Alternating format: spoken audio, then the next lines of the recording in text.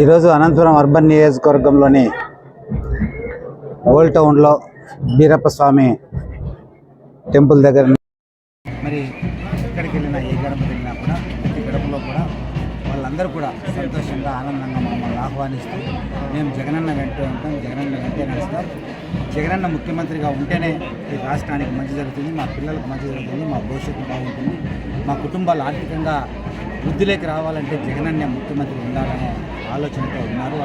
వాళ్ళంతా సంతోషంగా ఆనందంగా మమ్మల్ని ఆహ్వానిస్తూ మరి తప్పుకోకుండా జగనన్న ముఖ్యమంత్రిని చేసుకోవడానికి వైఎస్ఆర్ కాంగ్రెస్ పార్టీ ఫ్యాన్ ఓటేస్తామని చెప్తున్నారు.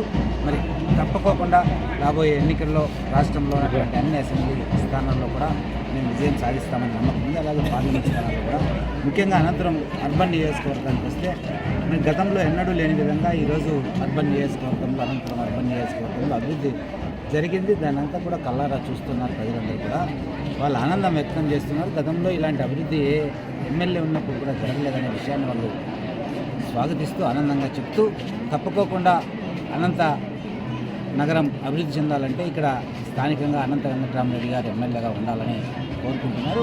అలాగే జగన్మోహన్ రెడ్డి గారు ముఖ్యమంత్రిగా ఉండాలని కోరుకుంటున్నారు. అలాగే పార్లమెంట్ అభ్యర్థిగా కూడా నేను కూడా అందరినీ కూడా ఓట్లు వేయమని ప్రార్థిస్తూ ముందుకు సాగడం జరుగుతుంది. తప్పుకోకుండా ఈ ఎన్నికల్లో మేము ఘన విజయం సాధిస్తాం. మేనిఫెస్టో అనేది ఒక బైబిల్ లాగా, ఒక ఖురాన్ లాగా, ఒక భగవద్గీతలాగా మరి గౌరవిస్తూ గత 5 సంవత్సరాలుగా పరిపాలన సాగించిన వ్యక్తి గౌరవనీయులు జగన్మోహన్ రెడ్డి గారు. ఈరోజు కూడా ఏదైతే సంక్షేమ కార్యక్రమాలు అందిస్తున్నారు. ఆ సంక్షేమ కార్యక్రమాలన్నీ కూడా మరింత మెరుగ్గా అందించే దిశగా మేనిఫెస్టో రూపొందించడం జరిగింది.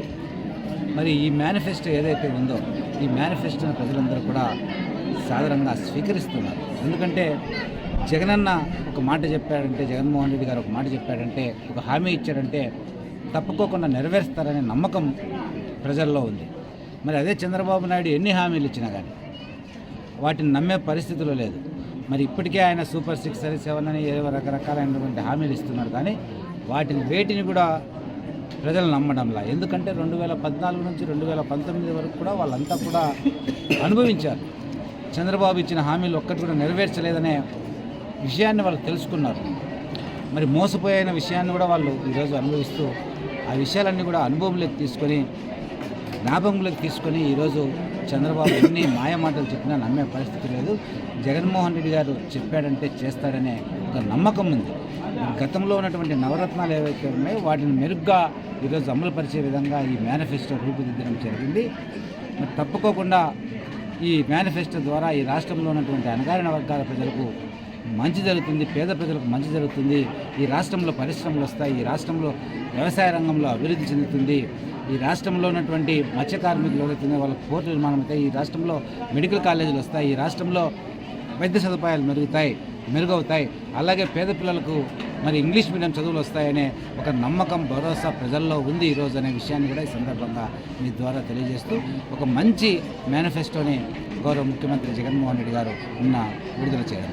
అన్నీ వస్తున్నాయి కాబట్టి నవరత్నాలు ఇప్పుడు ఇస్తున్నటువంటి వాటిని మెరుగ్గా వారిని ఇంకా పారదర్శకంగా మంచిగా మెరుగ్గా అమలుపరచాలనేది జగన్ గారి ఆదేశం.